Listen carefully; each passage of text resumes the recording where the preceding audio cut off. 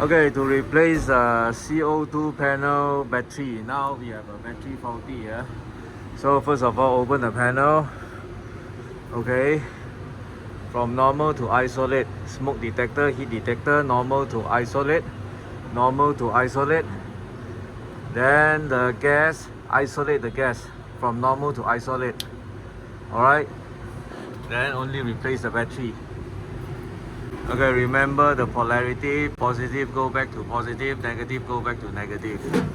Don't reverse the polarity. You can either disconnect positive first or negative first, doesn't matter. As long as the positive and the negative don't get shorted. Alright, don't get shorted. Make sure use proper cable lock.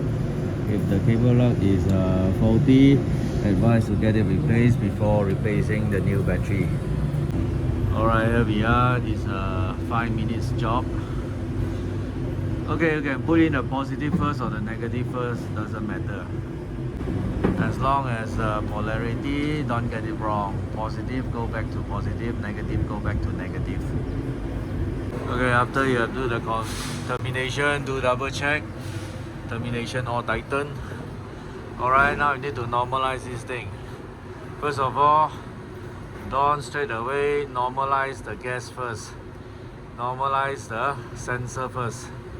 If there's no trigger ring, last only normalize the gas. Alright, that's all, job done.